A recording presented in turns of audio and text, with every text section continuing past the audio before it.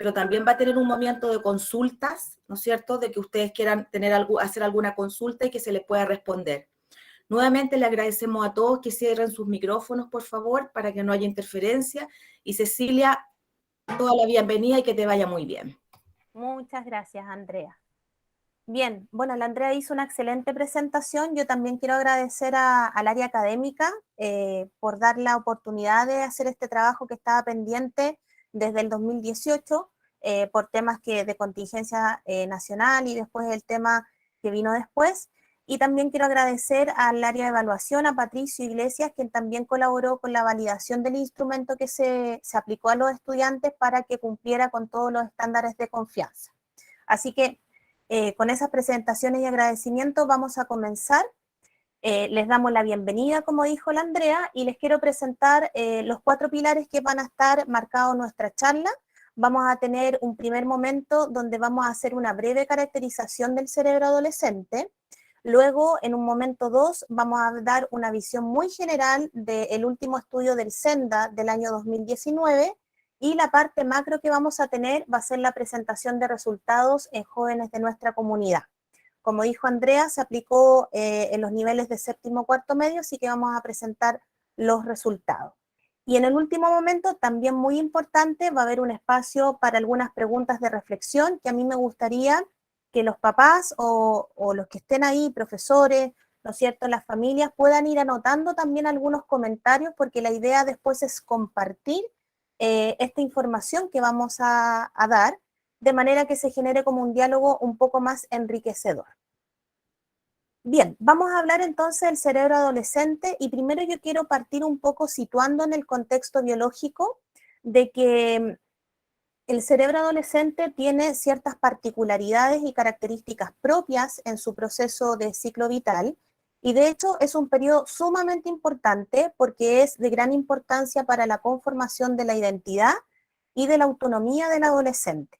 ¿Ya? Es un proceso que dura mucho tiempo, más de 20 años puede lograr la maduración total del cerebro, y también anatómicamente tenemos que considerar que parte una maduración siempre desde la zona posterior hacia la zona anterior, que tendríamos como a nivel de la frente. Y esto es un dato súper importante para que nosotros también como papás, desde la mirada parental, podamos entender esta etapa también desde una mirada biológica, que en el fondo no tenemos mucho manejo o mucho factor de cambio en ese sentido. ¿Qué podemos mencionar? Es un periodo de grandes cambios neurológicos, ¿no es cierto? Además se están sumando múltiples experiencias personales que están viviendo los jóvenes, y también es un tiempo de muchas podas neuronales, donde se están eliminando circuitos o conexiones neuronales, y por otra parte se están restableciendo nuevas conexiones que van a permitir de que el adolescente, después en una etapa futura, pueda establecer lo que es el pensamiento analítico frente a las situaciones que va a ir experimentando. En esta misma línea, y considerando también de que la maduración anatómicamente parte de la zona posterior y avanza hacia la zona anterior, siempre vamos a estar condicionados con una inmadurez de la corteza prefrontal, ¿ya? Que es la zona que está como por debajo de la frente y presenta una función muy limitada. ¿Qué consideraciones tiene esta función limitada? Que esta corteza es la encargada de poder generar, ¿no es cierto?, algunas funciones cognitivas delicadas, como lo es el juicio moral, ¿no es cierto?, la toma de decisiones, el control de impulso y también la empatía.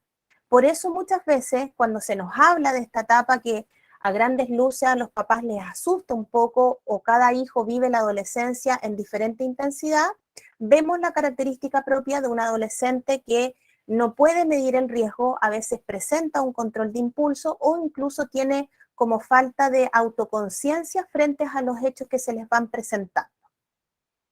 Por otra parte, también el adolescente presenta una mayor reactividad del sistema límbico, una zona muy especializada a nivel cerebral que tiene que ver con el control de emociones y también los procesos de aquellas experiencias que son satisfactorias para el adolescente, o sea, que le implican, satisfactoria en este sentido. Por lo tanto, es muy común de que también nuestros hijos en esta etapa presenten una inestabilidad emocional importante, y frente a algunas situaciones prime primero el sistema límbico frente a lo que es la racionalidad que nosotros podíamos esperar del punto de vista como papás. Pero también es muy importante el soporte familiar en esta etapa, porque también la eficacia de la parte racional, ¿no es cierto?, que nosotros tenemos como adultos ya, y la parte emocional que tiene que estar en un contexto equilibrado, dado que ellos presentan esta inmadurez, la familia en este caso y en segunda medida toda la experiencia formativa del colegio es lo que los permiten a ellos, a los jóvenes, poder transitar en esta etapa de la manera más correcta posible. Por lo tanto, el soporte familiar, el soporte formativo del colegio es un aspecto fundamental en esta etapa. Una cosa importante también que quisiera mencionar con respecto a cuando nos enfrentamos al riesgo de que un joven pueda iniciar el consumo de alguna sustancia, por ejemplo, de lo que es alcohol y drogas, tenemos que considerar que esta inducción inicial, o sea, esta actitud de experiencia que tiene, puede estar condicionada por dos factores principales. El primero es el factor individual, que obviamente tiene que ver con la vivencia o el proceso que está viviendo este joven, que en muchos casos algunos tienen algunas inestabilidades emocionales importantes, sobre todo dado por el contexto de pandemia, y también el factor familiar. Hay muchos estilos de crianza y también mucha diversidad de situaciones familiares que pueden incidir, obviamente, en esta inducción inicial. Y por otra parte, tenemos factores sociales que nosotros sabemos que en esta época los jóvenes priorizan lo que es la importancia en el ámbito social, sobre todo por la validación de sus pares, y estos dos factores principalmente podrían influir en que ese joven tome la decisión de una autoadministración, en este caso, tanto del consumo de sustancias específicamente como alcohol y drogas. Frente a esa autoadministración, nosotros podemos describir algunos efectos tóxicos que se podrían dar perfectamente en forma inmediata desde el consumo, por ejemplo, en una sobredosis o en una ingesta muy abundante o máxima de lo que es el alcohol. Y estos efectos tóxicos también se podrían dar a largo plazo, cuando nosotros nos vemos de la realidad de jóvenes que tienen obviamente un consumo que es mucho más permanente en el tiempo. También dentro de esta misma experiencia, y lo que tiene que ver muy relacionado con lo que hablé del sistema límbico, se dan efectos gratificantes. Estos efectos gratificantes, estas sensaciones a lo mejor de placer, asociadas por ejemplo al consumo de alcohol o alguna droga, de todas maneras van a generar una reactivación del sistema límbico y de hecho ese mismo sistema límbico va a conducir a que esa conducta pueda ser de alguna manera recompensada y buscar esta nueva experiencia para eventos futuros. Y por otro lado, cuando este consumo o esta autoadministración se hace mucho más permanente en el tiempo, podemos observar efectos físicos muy importantes, tales como aquellos que se relacionan con en que biológicamente o físicamente necesita el joven una experiencia de un consumo en escalada en relación a drogas que pueden ser mucho más duras, o el aumento de dosis, por ejemplo, en el consumo de alcohol. ¿Por qué es importante esto? Porque tenemos que entender que frente a la conducta del riesgo que tiene que ver con el consumo de alcohol y droga, los efectos gratificantes activan un circuito de recompensa a nivel cerebral. Principalmente esto está dado por la liberación de un neurotransmisor que es conocido como el neurotransmisor de la felicidad, que es la dopamina, que en el fondo, frente a una experiencia gratificante, el cerebro busca nuevamente a buscar a esa experiencia. Y eso, a la larga, genera una dependencia psicológica que va a culminar con un refuerzo positivo a esta autoadministración. Lo mismo ocurre con el efecto físico. Así como mencioné que frente a un consumo que se hace mucho más prolongado, se genera una dependencia y una tolerancia, donde tanto la dependencia psicológica como la dependencia física me va a llevar a un circuito de refuerzo positivo en que el joven puede culminar, por ejemplo, con una drogodependencia o una conducta alcohólica que va a ser mucho más permanente en el tiempo. Cuando nosotros hablamos sobre los índices de consumo de alcohol y droga, como dijo Andrea, existe el Servicio Nacional para la Prevención del Consumo de Alcohol y Drogas, que es el SENDA, donde hace estudio cada 2 años y el último estudio que se realizó fue en el año 2019. nosotros quisimos plantear algunos resumen de este estudio porque van a ver algunas características también a nivel nacional que probablemente se van a repetir en los resultados que nosotros vamos a informar ahora. Este estudio fue realizado de octavo básico a cuarto medio, ¿no es cierto? Se realiza a lo largo de todo Chile y también considera las diferentes instituciones educacionales, pasando desde los municipales a los colegios particulares pagados. ¿Qué es lo que se observó a grandes rasgos en este estudio a nivel nacional?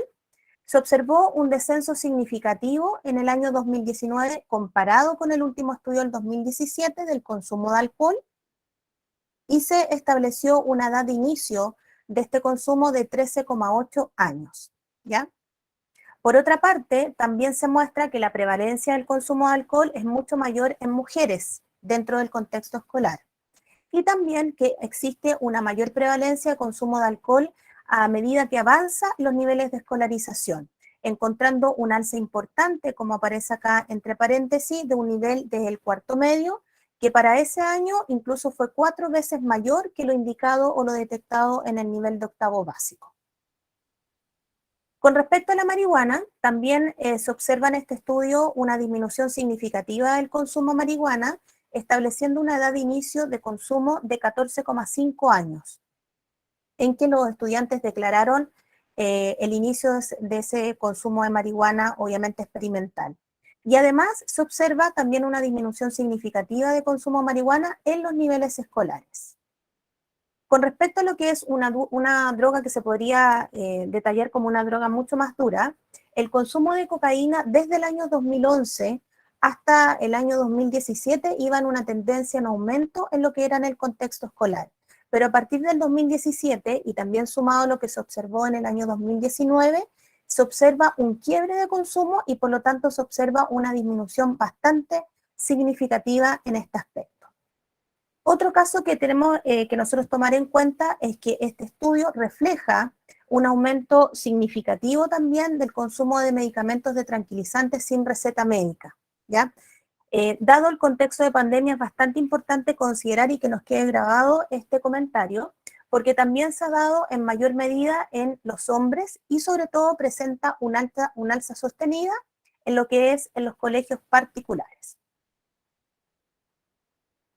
¿Qué es lo que nosotros observamos en nuestra comunidad con la aplicación de este cuestionario de instrumento? Nosotros vamos a presentar la metodología que es parte de lo que se hace cuando uno hace estudios a gran escala. Lo principal es que mencionamos como objetivo evaluar el consumo de alcohol y drogas en los estudiantes de nuestra comunidad. Es decir, poder acceder a tener datos cuantitativos, ¿no es cierto? Y también relacionarlos con variables cualitativas que eran importantes para poder relacionar y hacer como una unión en lo que podrían ser a futuro medidas preventivas tanto desde el colegio y principalmente desde la familia. Presentó un cuestionario, ¿no es cierto?, un cuestionario estructurado de preguntas cerradas que fue construido con 2 tipos de módulos, un módulo asociado al consumo de alcohol y un segundo módulo que fue asociado a lo que es el consumo de drogas. Se aplicó en los niveles, como dijo Andrea, de séptimo a cuarto medio, y el N muestral que nosotros teníamos como meta para poder encuestar eran 484 alumnos, y obtuvimos una población encuestada de 412, lo que nos da una cobertura del 85%, lo cual es bastante alto y aceptable, y de esa manera los resultados pueden ser una visión bastante representativa de lo que puede estar ocurriendo en nuestra población de estudiantes. Vamos a partir con los resultados del módulo de consumo de alcohol. Lo primero que se le pregunta a los estudiantes es si consumen bebidas alcohólicas en algunas ocasiones. Ustedes pueden ver en este gráfico en amarillo que el 62,9% menciona o declara no consumir bebidas alcohólicas, y en los colores que tenemos con rojo y azul, el 37,1% declara una tendencia a consumo frecuente, lo cual es bastante importante ya que oscila en la declaración que es a veces y que sí es frecuentemente. La misma pregunta, si nosotros nos fijamos en relación a las barritas que son amarillas y azules, podemos darnos cuenta del nivel de inicio de consumo que parte aproximadamente acá en octavo básico, lo que concuerda también con la edad de inicio del SENDA de 13,8 años, Y además podemos observar un dato que también se corrobora con el estudio del SENDA, donde vemos en la diferencia sexual de mujeres, donde efectivamente existe una tendencia a que las niñas, en este caso, declaren un mayor consumo de alcohol. Incluso también concuerda con el estudio del SENDA que en el nivel de cuarto medio tenemos un alza importante del consumo de alcohol que se declara. Esto es bastante importante por el hecho de establecer medidas preventivas desde la familia y del colegio, en el cual no pueden partir desde cuarto medio, sino que deberían partir de mucho antes para poder hacer el trayecto formativo. Cuando se les pregunta por qué consumieron por primera vez alcohol, tenemos algunos fundamentos como los que ellos mencionan en un 58,6% de las respuestas que se atribuye a una curiosidad. Y en este sentido, nosotros creemos de que existe una validación cultural en relación al consumo de alcohol. Como sociedad, creo que tenemos bastante aceptado de que el adolescente es parte de la adolescencia que él experimente un consumo de alcohol. Por lo tanto, este factor es bastante importante porque frente a otro hecho de factor de riesgo, por ejemplo, que un adolescente quiera probar, por ejemplo, qué pasa si se tira de un segundo piso de un edificio, el adolescente probablemente no lo va a hacer porque esa validación de esa acción de riesgo está mucho más establecida como negativa que el consumo de alcohol. ¿Qué es lo que vemos también? De que el 51,7% de los estudiantes, o sea, cercano a 90 estudiantes, declaran de que sus padres les dieron a probar el alcohol.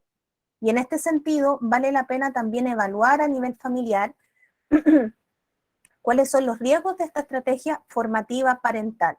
A veces cuando uno conversa con los papás, parte este fundamento o esta opinión de decir, no, en realidad yo prefiero primero que consuma conmigo, que viva esa experiencia, que no lo esté haciendo o lo esté haciendo con otras personas. Pero de todas maneras es necesario de que nosotros también veamos si esta estrategia formativa es eficaz, si tiene o presenta algún riesgo o si realmente no es compatible con lo que nosotros tenemos que tratar a nivel familiar. Por otra parte, los estudiantes, 18,4%, menciona otras causas de las cuales los llevaron a esta autoadministración y mencionan estados extremos de melancolía, otros definitivamente por diversión, otros porque fueron obligados y también por momentos extremos de rabia, incluso de situaciones en las cuales ven esta experiencia como un autodaño de que ellos puedan hacerse. El 6,9% también menciona de que ha probado o iniciado este consumo de alcohol para olvidar sus problemas. Y en ese sentido también tenemos un comentario o una reflexión a hacer con respecto a esto, de que precisamente, aunque el porcentaje de declaración es bajo, algo está pasando o tenemos que poner los ojos en alerta de que esos jóvenes, frente a una problemática emocional, una problemática propia de la edad, están recurriendo al alcohol y no a las redes de apoyo que obviamente están a nivel familiar y que perfectamente podrían estar a nivel de colegio. Cuando se les pregunta a los estudiantes qué edad tenían la primera vez que consumieron alcohol, se menciona que el 64% mencionó una edad de inicio que va entre 12 a 15 años, que sería lo que observamos con color amarillo y color verde. Pero llama también la atención un 20% que declara un consumo precoz en los colores rojo y azul, que serían una edad promedio que es inferior a los 12 años. Cuando preguntamos con qué frecuencia consumes el alcohol, que esto en cierta manera da el patrón también de frecuencia de consumo, nos encontramos de que el 28,8% declara lo que es una tendencia de consumo frecuente, lo que está marcado en esta zona, que declara que va al consumo desde semana por medio, ¿no es cierto?, hasta 2 o más veces a la semana. Este dato es bastante importante porque en la próxima pregunta que nosotros vamos a analizar, también vamos a ir sumando a lo mejor factores que es necesario considerar a la hora de analizar el consumo de alcohol. Cuando se pregunta por la bebida alcohólica que consumen de preferencia, nos llevamos la sorpresa que el 81,2% menciona y declara en verde y amarillo que utilizan destilados puros, ¿ya? Con o sin bebida. En este sentido, también nosotros nos preguntamos, bueno, ¿quién está financiando la adquisición de estas bebidas alcohólicas que son de alta graduación alcohólica? sobre todo pensando en que el precio en el mercado de este tipo de destilados como mínimo parte desde los 10.000 pesos. Y por otra parte, frente a un consumo de este tipo de bebidas de destilados puros, también nos preguntamos, bueno, ¿en qué condiciones etílicas están llegando los hijos a nuestro hogar? ¿Ya? Y sobre todo considerando que hay algún tipo de destilado, por ejemplo, con el vodka, que nos deja tanta evidencia de alcoholización frente a la persona que uno puede estar hablando. Entonces, con respecto a este tema, es muy importante considerar esto y también considerar la frecuencia de consumo. Cuando se les consulta si se han emborrachado tomando alcohol, en ese sentido, desde lo básico que es considerar que el alcohol ha tenido algún efecto en el cuerpo, ya sea con mareos, vómitos o simplemente emborracharse hasta quedar inconsciente, el 39,6% ha mencionado que ha sentido los efectos del alcohol. Y en este sentido, esta sensación ellas lo han percibido desde 1 a 2 veces o hasta más de 5 veces. La misma pregunta en relación a la diferencia sexual concuerda con la prevalencia de mayor consumo en mujeres, en el cual si nosotros nos fijamos en las barras que son rojas, amarillas o azules, vemos una tendencia en la mujer a una mayor alza de percepción de emborrachamiento frente al consumo de alcohol. Por lo tanto, hay una mayor tendencia en mujeres en este tipo de percepción. Cuando consumes alcohol, ¿cuántos vasos tomas? Que tenía la finalidad de poder marcar la intensidad de consumo. El 60,4% declara una intensidad de consumo que va desde 2 vasos a 3 o más vasos o más, ¿ya? Y en este sentido, haciendo el enlace con la preferencia alcohólica y también la frecuencia, es una intensidad de consumo bastante alto, puesto que el alcohol de preferencia son los destilados de alta graduación. Cuando se les consulta a los estudiantes dónde adquieren las bebidas alcohólicas, tenemos en gran porcentaje, en un porcentaje igualitario, como podemos ver acá en las barras, en las botillerías de barrio, donde nosotros hacemos como la relación de que existe una menor regulación legal en las botillerías, ¿ya? Generalmente, no en todas, obviamente, hay una mayor priorización por la venta del alcohol que por la regulación que se tiene que hacer. Y también hay un gran porcentaje, 51,5%, que declara que la disponibilidad o la adquisición de estas bebidas alcohólicas son en el hogar. Y por otra parte, algo que nos llamó mucho la atención de que el 23,5% de los estudiantes menciona que las bebidas alcohólicas las ha comprado en los supermercados.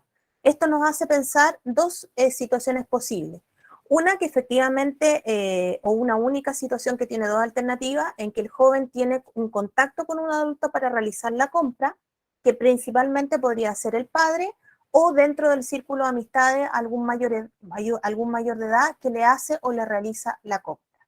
Y también tenemos un 14% que también utiliza las aplicaciones de Internet, donde nosotros sabemos que se ha abierto un gran comercio, sobre todo de delivery, donde también ellos adquieren estas bebidas alcohólicas.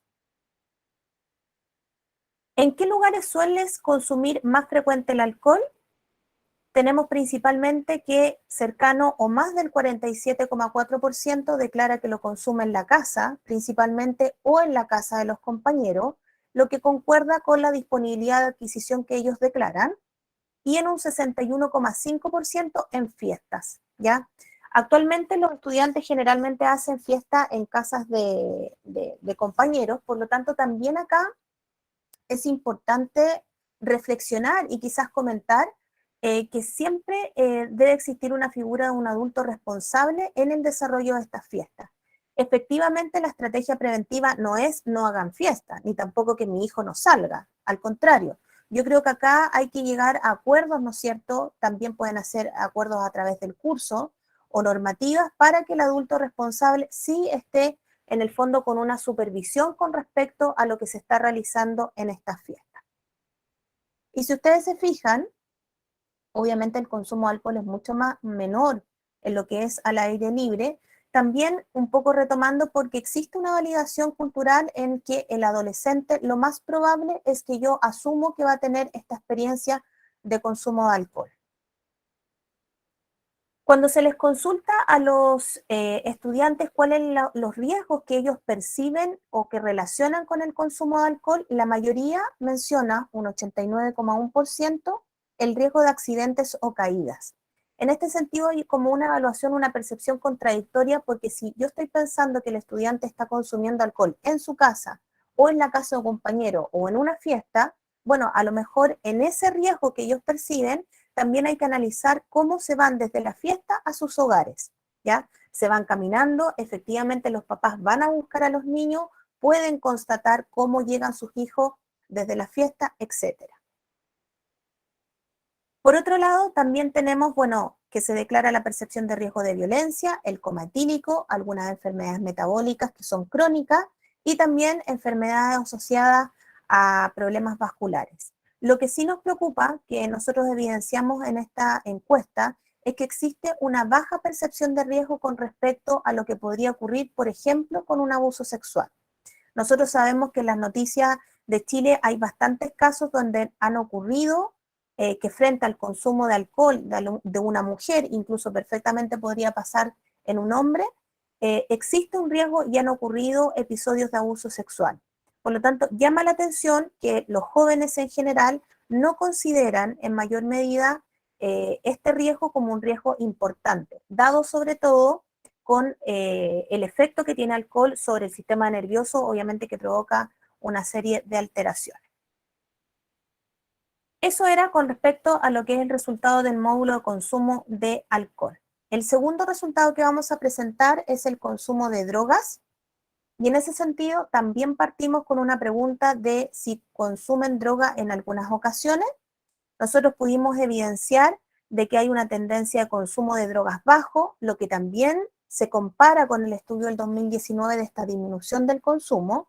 Un 93,4% declara que nunca lo ha hecho, pero sí también un dato bastante importante para nivel familiar y obviamente para el colegio, es que el 6,6%, o sea, 27 estudiantes, declaran una tendencia de consumo frecuente, que va en un consumo ocasional a veces a una afirmación de que es un consumo permanente o frecuente en el tiempo.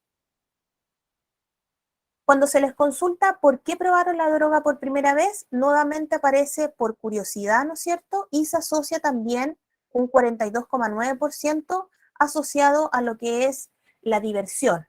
Es decir, ellos combinan curiosidad y diversión en el fondo para poder generar una experiencia más gratificante. Se vuelve a mencionar, para olvidarme de mis problemas, una vez una nueva alerta a las redes de apoyo, en el cual 21,4% de las respuestas apuntan a que frente a alguna problemática de un proceso emocional o familiar, ellos recurren a la droga para poder olvidarse de sus problemas. Y también no es menor que el 10,7%, o sea, menos de 5 estudiantes, declararon de que un familiar directamente le dio a probar algún tipo de droga, lo cual también tiene que ver obviamente con preguntarnos, bueno, esta estrategia preventiva desde la mirada de los padres, ¿es correcta o no o presenta algún tipo de riesgo? Cuando se pregunta cuál es la edad que tenían cuando consumieron por alguna vez droga, tenemos un 65,5% que declara el inicio de un consumo entre 14 a 16 años, ¿ya? Lo que tiene que ver un poco con lo que menciona el Senda del 14,5%. Pero también hay un porcentaje que lo podemos ver acá en amarillo y en rojo, ¿no es cierto? Incluso en azul, que el 34,4%, es decir, 10 estudiantes declararon un inicio precoz que es menor de los 13 años. Cosa que también es un factor importante en lo que es la precocidad frente al consumo de droga. Cuando se trata de medir la frecuencia, tenemos que el 13% de los estudiantes declaran una tendencia de consumo frecuente que es una vez a la semana, lo cual es bastante importante, y un 87% que menciona que declara que es una vez al mes. Cuando se menciona el tipo de droga que se consume, principalmente el 75% declara haber consumido cannabis o marihuana como la conocemos, y en este aspecto también tenemos que estar ojo con lo que va a pasar con los procesos de legalización que tenemos en relación a la marihuana. un dato bastante importante que se relaciona también con la visión que da el SENDA del aumento de ingesta de medicamentos tranquilizantes sin receta médica, es que el 14,3% de los estudiantes declara consumir pastillas para dormir o tranquilizantes sin receta. Y acá nosotros nos ponemos un poco en la interrogante, sobre todo en el contexto pandémico que tenemos y donde tenemos una alta incidencia de tratamientos médicos, sobre todo en los niveles de enseñanza media, es donde están adquiriendo estos medicamentos. Sabemos que hay un comercio que es bastante ilegal y asequible. Para los papás que han ido a lo mejor a la feria, ustedes saben que en la feria se venden medicamentos, pero también nos ponemos en la posición de una automedicación. Es decir, se podría dar, por ejemplo, de que un familiar a lo mejor en la casa está con algún tratamiento y los estudiantes están automedicándose, o a lo mejor que algunos estudiantes podrían estar compartiendo esta automedicación. Por otra parte, se menciona una nueva droga que está en alza a partir del 2019. Se estableció en los estudios, las declaraciones de policía de investigaciones, que había un aumento de la incautación de una nueva droga artificial que se llama TUSI. El 7,1% de los estudiantes declara haber consumido esta droga. Es una droga que es en pastilla, generalmente rosada, que es una mezcla entre un medicamento veterinario anestésico, que es la ketamina, ¿no es cierto?, y que se asocia a otro tipo de droga que puede ser el éxtasis o otra pastilla para poder tranquilizarse, y que en el fondo es una droga que va en aumento, al cual también tenemos que tener visión. Cuando se le consulta a los estudiantes dónde han adquirido esta droga, se menciona principalmente en lo que es en el círculo de amistades directo, el 51,7%, y también hay un 10,3% que declara que lo ha adquirido en el colegio y en las cercanías del colegio. Esto equivale a 3 estudiantes que declararon esto. Obviamente esto se relaciona también con una detección temprana que nosotros tenemos que hacer como colegio, pero más aún a nivel familiar, y también una normativa legal que nosotros nos alude como colegio, incluso dentro de las cercanías como de producirse una situación, nosotros tenemos un procedimiento que obviamente tenemos que ejecutar con respecto a la legalidad que tenemos como institución educativa. También llama la atención esto, el 51,7%, donde ellos adquieren la droga en otros lugares, ¿ya? Y en este caso quisimos un poco enfocar la posibilidad de decir, bueno, los estudiantes estarán a lo mejor en contacto, por ejemplo, con comunas periféricas donde se venda esta droga, en el fondo en zonas que a lo mejor, aparte de estar adquiriendo esta droga en forma de conducta de riesgo, se están exponiendo a un riesgo mayor. Y también, como ya mencionamos, incluso en la primera charla, que las redes sociales han facilitado mucho la comunicación, pero también declaran en un 34,5% la adquisición de esta droga a través de redes sociales o aplicaciones. Y también, importante también mencionar que el 10,4%, o sea, 3 estudiantes también mencionan que han adquirido esta droga a través de algún tipo de familiar directo. Cuando se les consulta en qué lugar sueles consumir la droga más frecuentemente, se menciona principalmente en un lugar público, 51,9%, que se podría decir, dado que la validación cultural del consumo de droga podría ser mucho más negativo, obviamente lo más probable es que el consumo no lo haga directamente en la casa, a pesar de que acá se declara que hay un 18,5% que declara que sí lo consume en el hogar. Y también nuevamente vemos de que el consumo de droga también se da a nivel de fiestas y en las casas de compañeros, donde nuevamente podemos mencionar el factor de adulto responsable frente a lo que está ocurriendo en estas actividades recreativas. Una pregunta que nosotros agregamos que era importante era sobre todo preguntarle a los estudiantes si han mezclado el consumo de alcohol con drogas en una misma ocasión. Y nos llevamos la sorpresa que el 40%, o sea, cercano a la mitad de los estudiantes que han declarado el consumo, mencionan de que efectivamente sí han generado una mezcla entre el alcohol y drogas. Por lo tanto, también debemos preguntarnos, bueno, ¿cuál es la percepción de riesgo de esta acción? Nosotros sabemos de que la combinación, por ejemplo, de alcohol y algunos tranquilizantes podría tener un efecto bastante devastador, incluso letal, frente a una situación puntual, o sea, una situación de urgencia. Cuando se pregunta nuevamente sobre la percepción de riesgo del consumo frecuente de drogas, se mencionan principalmente lo que es el daño cerebral, ¿no es cierto?, debido a los componentes neurotóxicos de muchas drogas o de la mayoría de las drogas, alteraciones en el sistema nervioso central, ¿no es cierto?, que tiene que ver también con alteraciones de la personalidad, ¿verdad?, la pérdida de la conciencia frente a los estímulos. Y también tenemos el factor de drogodependencia, que esto tiene que ver con los efectos físicos que mencionamos, pero nuevamente nos surge esta inquietud que nosotros pudimos visualizar acá, que los estudiantes en general ven la posibilidad de un abuso sexual frente al consumo de droga y de alcohol con una mirada de menor percepción de riesgo, lo cual para nosotros también es preocupante. En resumen, nosotros quisimos presentar dos tipos de resumen en relación a este estudio. ¿Qué podemos decir del alcohol? Principalmente que hay una tendencia al consumo frecuente en los estudiantes, una edad de inicio que parte de los 12 a los 15 años, ¿no es cierto? Hay una clara tendencia del mayor consumo de alcohol en mujeres, ¿no es cierto? Hay un alto consumo de bebidas alcohólicas de alta graduación, que son los destilados puros, ¿no es cierto?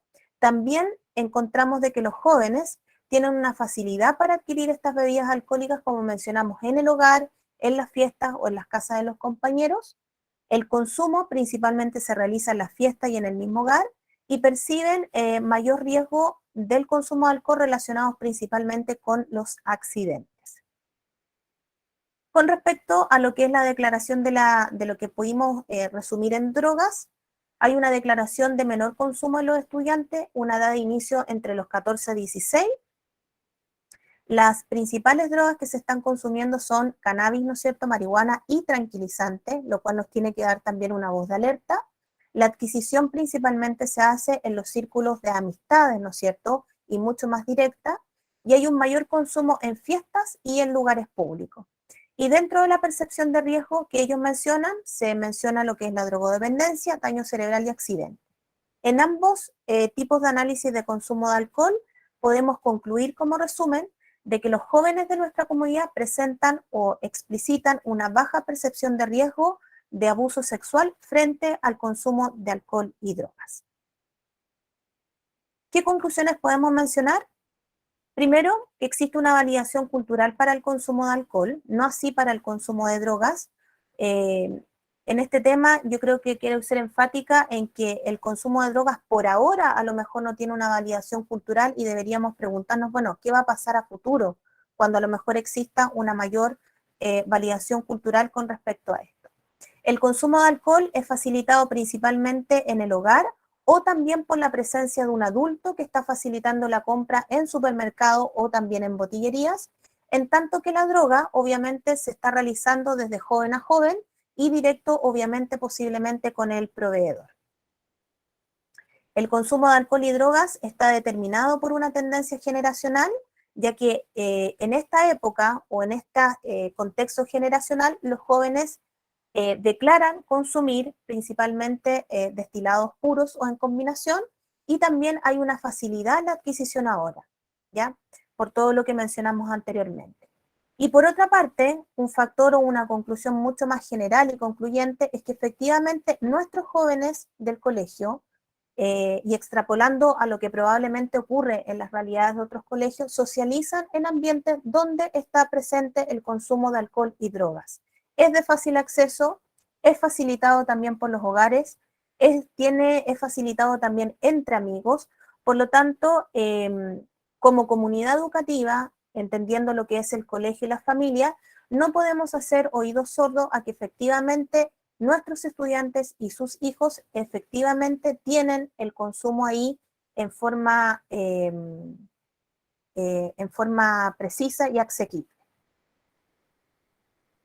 Eso sería la presentación de los datos duros, y el cuarto momento, que es el más importante, nosotros quisimos proponer algunas preguntas de reflexión para poder comentar, en el fondo, qué factores desde nuestra visión parental podrían favorecer el consumo de alcohol y drogas, ¿Qué acciones concretas a nivel parental aplico o podría aplicar en relación a estas conductas de riesgo? Y también qué actitud tenemos, si es que a mí como papá o mamá me ha pasado o tendríamos frente al consumo de alcohol y drogas de nuestros hijos. Dejo abierta la posibilidad para que podamos conversar o si alguien tiene una duda para poder dar la respuesta.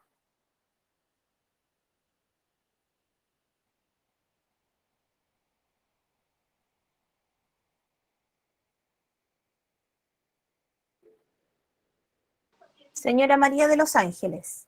Hola, muchas gracias por la instancia. Yo soy mamá de un chiquitito que está en segundo básico, pero también soy mamá de un chico que tiene 21 años. Y lo que más me asusta es el tema de los tranquilizantes, porque siento que eso es, tal vez puede llevar a una dependencia siendo tan chiquititos, de 15, 14 o ese nivel de edad, que a esa altura de su vida estén consumiendo un tipo de tranquilizantes o necesiten algo para dormir. Eso me genera más ruido. Comparto plenamente con usted que hay como una cultura al que sí, los jóvenes se toman un par de cervezas y está ok, con lo cual, por supuesto que no estoy de acuerdo, pero creo que me preocupa de sobremanera que niños tan chicos se estén medicando y además esos medicamentos los estén mezclando con alcohol, que definitivamente son una bomba, son tremendos. Entonces, como que quedo con eso, con una angustia un poquitito grande, porque bueno, tengo uno de 21 que por supuesto que se toma su cerveza y que por supuesto ya es un hombre adulto y estudia y ha viajado y le va bien y le gusta trabajar, es muy responsable, pero por otro lado tengo un chiquitito que puede tener compañeritos que tienen el doble de su edad, 13, 14 años, que están tomando remedios para dormir. Lo que me angustia un poco, porque eso finalmente queda como para la gente ya grande, ya cuando hemos tenido miles de problemas a lo largo de la vida. Eh, Me quedo con eso y me quedo con un poquitito de angustia, la verdad. Muchas gracias, señora María de Los Ángeles. Yo creo que efectivamente, a pesar de que la declaración del uso de tranquilizantes por automedicación, estamos en un contexto pandémico que no sabemos cuál va a ser la consecuencia real en tiempo de prolongación, pero efectivamente estamos con muchos tratamientos externos. Pero en esa misma línea, con la ayuda de los profesionales, con la conversación a nivel familiar, es fundamental este tema de ir más allá. Yo también soy mamá de un niño, el hijo mayor mío tiene 7 años, pero también yo me pongo a pensar, bueno, ¿yo qué haría en ese lugar?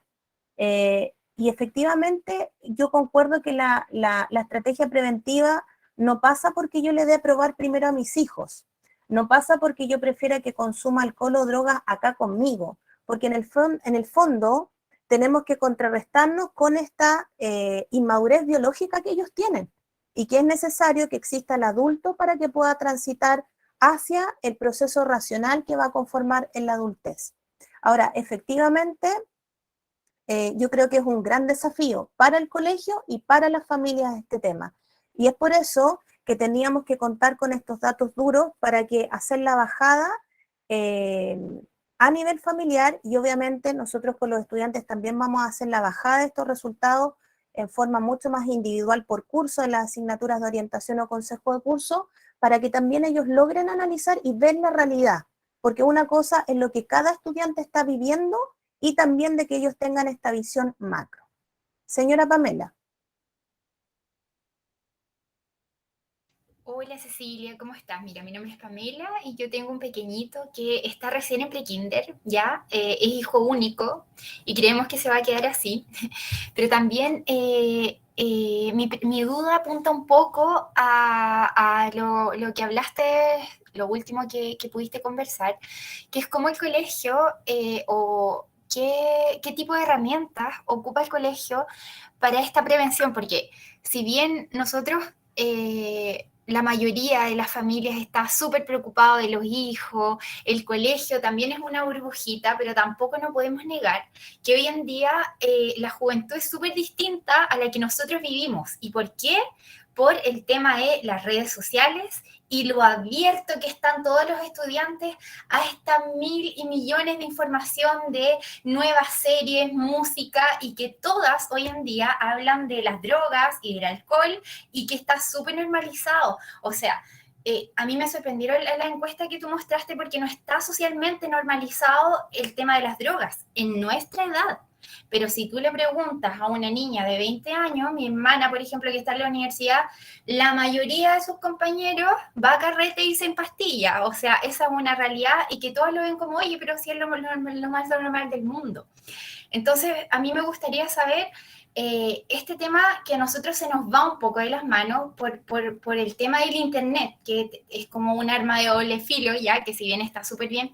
Entonces, me gustaría saber si en el colegio de repente existe la posibilidad de que ellos estén en el colegio sin tener que estar mirando el celular o la tablet, o que tú le hables y le hables y le hables, pero después en el recreo igual se van a ver o van a escuchar música o se van a ver videos que no corresponden o van a recibir millones de información que no está bien. O sea, ese es como un poco mi miedo, y como no estoy satanizando la tecnología, pero creo que en gran parte eso es como un gran... Lo que en la mayoría de los estudiantes normaliza la droga es por eso, o el alcohol. Sí, bueno, señora Pamela, varios focos para poder responder la pregunta. Una apunta precisamente a lo que nosotros abordamos en la primera charla de redes sociales, de que estamos en un contexto generacional y de sociedad donde nuestros estudiantes, incluso la generación Z, ¿no es cierto?, que son los nativos digitales, pueden optar por estar sin estas redes sociales, pero en el fondo su vida, ellos nacieron con todo este movimiento tecnológico. Por lo tanto, en ese sentido, claro, desde la mirada del adulto, que nosotros estamos en la etapa crianza, donde nosotros nos estamos adaptando todavía a la tecnología, efectivamente no podemos en cierta manera restringir el uso tecnológico, pero sí tenemos que trabajar en una fuerte educación por la alfabetización digital. Muchos papás, incluyéndome a mí, no manejamos todo lo que es el contexto digital. Por lo tanto, tenemos que partir por esa culturización con respecto a lo que nosotros estamos viviendo. Pero efectivamente, y cuando nosotros conversamos con el primer equipo que hicimos la primera charla de redes, efectivamente falta también que desde la familia y obviamente dentro de las posibilidades de colegio empecemos con una alfabetización digital también para nuestros estudiantes, desde lo más básico para ocupar correos, desde las aplicaciones a lo mejor que tienen, que en el fondo pueden implicar algunos riesgos. De hecho, yo me acuerdo que Eduardo, dentro de la charla que él expuso, que era como el relator más importante, él menciona que en el fondo los riesgos están en la web, en la parte de la web que los niños tienen asequible. O sea, no es tan necesario ocupar una profundización, no sé, el de a lo mejor ocupar un navegador muy específico para poder entrar en ese mundo un poco más oscuro. Entonces, efectivamente, a pesar de lo que usted dice que no es como catalogar como extremadamente la tecnología, pero sí tenemos que invertir tiempo familiar y también invertir tiempo en lo pedagógico para poder colaborar con esa educación. Lamentablemente, como se sabe, todo lo que implica educación toma tiempo. No hay una educación inmediata que es a partir de hoy día, la próxima semana voy a poder monitorear una conducta en mis hijos. Pero ustedes, sobre todo, que nosotros estamos con la etapa de crianza más pequeña, sí deberíamos tomar acuerdos con la familia, ¿no es cierto? Introducirnos, a lo mejor tomar cursos para conocer estos temas, y en ese sentido yo creo que sería bueno. Y con respecto a su segundo comentario, la preventividad en el colegio obviamente se trabaja bastante bien. Hay dos áreas que acá influyen, yo podría decir, en la preventividad. Uno es todo lo que es el equipo de orientación, que todos los niños del colegio, ya sea ejecutado por el profesor jefe o por la orientadora, tienen una asignatura de orientación que es formativa y que se practica mucho en lo que es, en forma paulatina, lo que son el bienestar y autocuidado y obviamente los riesgos de este tipo de conducta. Obviamente en los niveles de enseñanza media uno ya trata temáticas, ya que ellos están más grandes, mucho más relacionadas con las conductas de riesgo y uno puede hablar claramente con ellos, cosas que pueden ser como el consumo de drogas, alcohol o incluso temas de sexualidad. Ese es por un lado. Y por otro lado, también tenemos la preventividad que ejecuta lo que es convivencia escolar, que también tiene algunas actividades o acciones preventivas, que antiguamente, cuando no existía el contexto de pandemia, nosotros teníamos visita, por ejemplo, en algunos niveles de personas de policía de investigaciones que daba alguna charla, hacía un monitoreo o una contextualización de lo que es importante. Pero también un poco lo que menciona ahí la señora Carolina, muy bien lo que ella menciona a nivel familiar, sí tenemos que estar disponibles emocionalmente para nuestros hijos, estar atentos a las señales, como menciona eso, porque la parte preventiva no va a ser de aislar a mi hijo a que no se conecte con su entorno social. Eso no es factible. Lo que sí es que yo como papá tengo que estar súper incorporado a la vida que lleva mi hijo, no en una forma de estar entrometido y de estar pendiente de todo, pero el diálogo, porque ese hijo que a lo mejor dado su inmadurez biológica a nivel cerebral toma una conducta de riesgo, si tiene una apertura de diálogo con su familia, a pesar de que se equivocó, va a comentarle a los padres lo que ha experimentado. Pero también tenemos muchos estudiantes que al no reconocer una red de apoyo en la familia, ya sea por a lo mejor por el contexto familiar, probablemente hay muchas cosas que ellos no comentan. Entonces, eso es bastante importante. Ojalá que a lo mejor el aporte que le di le haya servido a la señora Pamela. Señora Karina. Hola, buenas noches. Primero, muchas gracias por la instancia. Yo tengo también un hijo que está en la prebásica, pero también tengo hijos adolescentes. Y efectivamente ya hemos pasado, yo con la mayor ya pasé por la problemática de que por su grupo de amigos también es como, pucha mamá, probé tal cosa, pero ¿por qué? Porque todos lo hicieron. ¿Ya? Entonces, yo creo que como desde el punto de vista preventivo, también como lo mencionaron, uno tiene que estar disponible emocionalmente, pero tiene que estar también abierto, porque en lo personal para mí fue como súper complejo comenzar a involucrarme en este tipo de temas, porque uno piensa que los hijos de uno, no sé, pues de repente uno no va a tener que hablar este tipo de cosas, ¿ya? Y efectivamente, por la información disponible externa que ellos tienen, uno tiene que involucrarse más, ¿ya? Y de qué manera, no sé, informándose, como usted hizo, de la alfabetización digital, e instar en ellos a desarrollar pensamiento crítico, porque en la etapa en la que están en la adolescencia, que es una etapa súper disruptiva, de por sí es disruptiva, de por sí tienen desacuerdo con los papás, ¿cierto?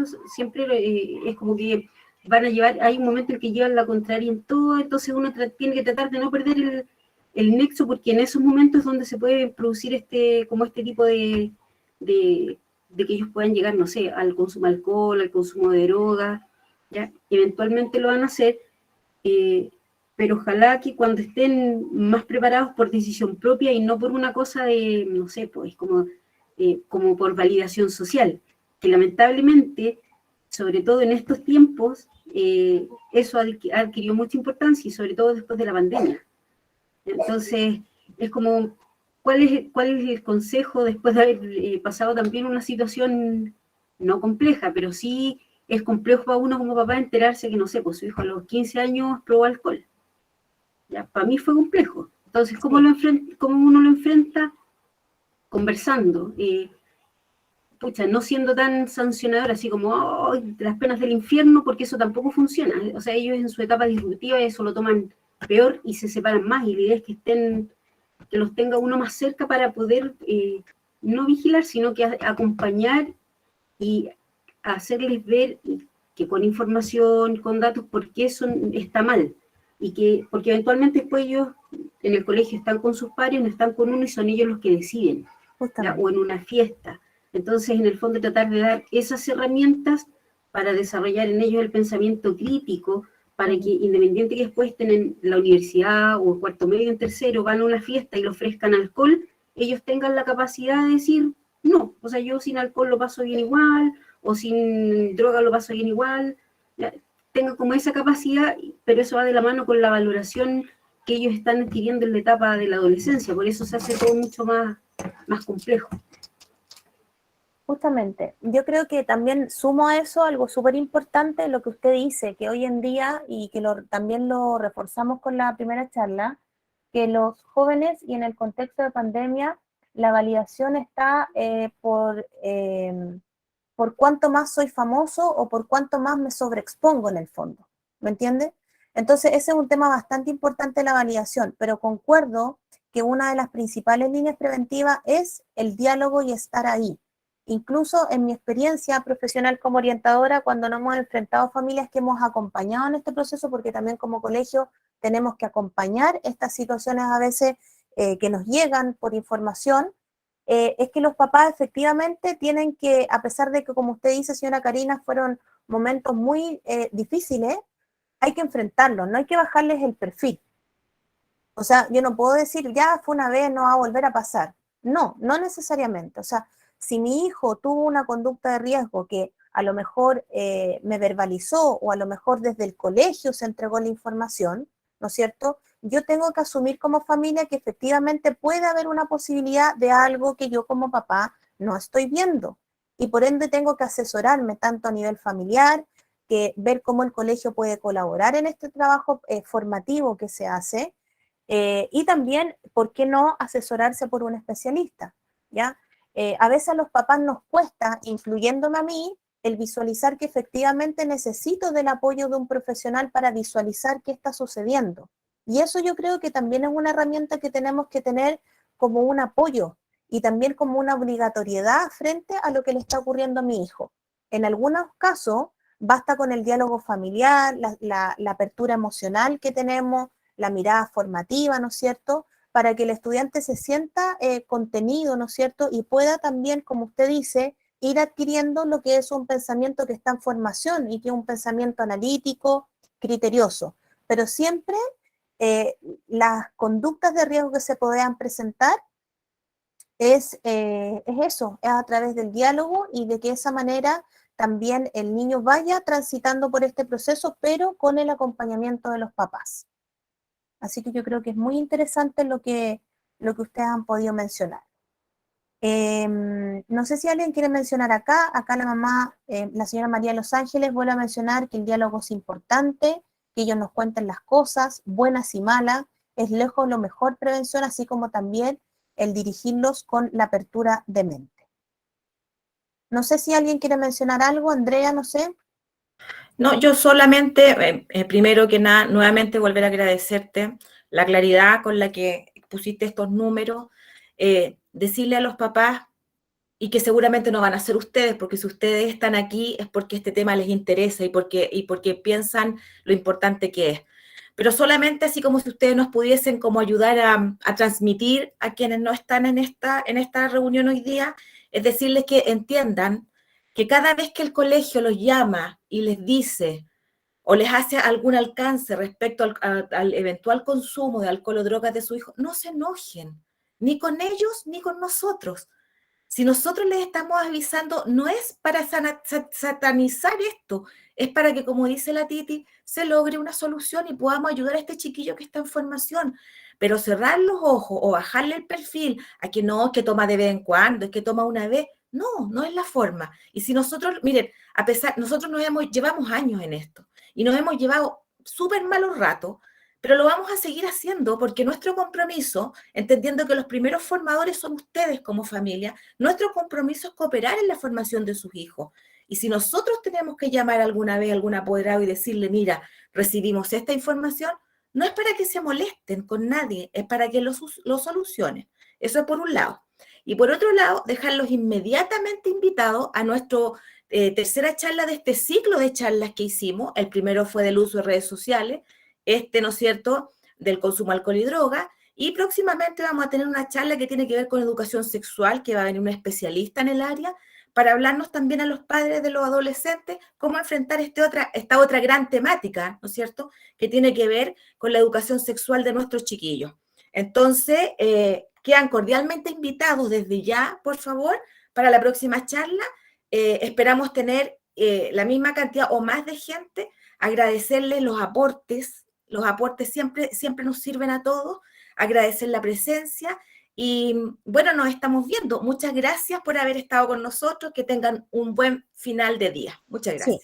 Agradecemos, yo ahí en el chat dejé por favor que se tomen unos minutitos para poder evaluar la charla para que nos sirva para otro tipo de instancia, y además la charla, la grabación de la charla va a estar disponible mañana en la página web en conjunto con la charla que hicimos de redes sociales, y como lo comentamos los papás, estos resultados van a ser también compartidos con cada curso en la asignatura de orientación o en consejo de curso para que podamos hacer un análisis en un tiempo más extenso. Así que agradecemos mucho su participación. Que estén muy bien. Gracias, buenas noches. Muchas gracias, buenas noches. Buenas noches, gracias. Que estén muy bien. Muchas gracias. Muchas gracias. Gracias. Chao, nos vemos. Buenas noches.